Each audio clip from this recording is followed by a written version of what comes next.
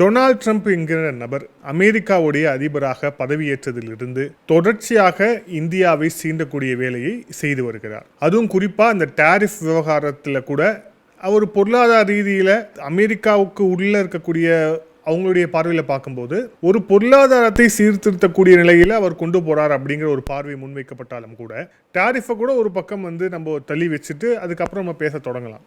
ஆனால் இந்த பாகிஸ்தான் விவகாரத்தில் ஆப்ரேஷன் சிந்தூர் நடந்தப்போ நான் தலையிட்ட பிறகுதான் இந்தியாவும் பாகிஸ்தானும் சண்டையை நிறுத்தியது அப்படின்னு கிட்டத்தட்ட 50 முறைக்கு மேலே அவர் தொடர்ச்சியாக சொல்லிக்கொண்டே இருக்கிறார்.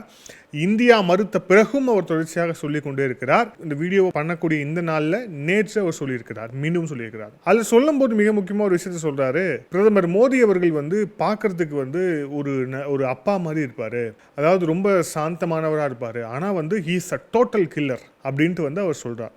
இதை தொடர்ச்சியாக கடந்த காலங்களையும் சொல்றாரு, இப்பயும் சொல்றாரு. ஸோ இந்தியாவுடைய தலைவர்களை இந்தியாவை தொடர்ச்சியாக சீண்ட வேண்டும் அப்படிங்கிற அந்த இன்டென்ஷன் அப்படிங்கிறது ட்ரம்ப்புக்கு இயற்கையாக ஏற்பட்டிருக்கு. அதுவும் குறிப்பாக பாகிஸ்தான் போன்ற ஒரு ரோக் நேஷன் பயங்கரவாதத்தை தங்களுடைய ஒரு பொழப்பாக வைத்திருக்கக்கூடிய ஒரு நாடை இவர் கூட்டாளி நாடாக ஏற்றுக்கிறாரு. அது மட்டும் இல்லாமல் ஷபாஸ் ஷெரீஃப் ஒரு நல்ல தலைவர், அசிம் முனிர் அவர் மார்ஷல் பட்டம், அவர் சிறந்த மார்ஷல் அப்படின்ட்டு புகழக்கூடிய இந்த நபருடைய மூளைக்குள் என்ன இருக்கிறது?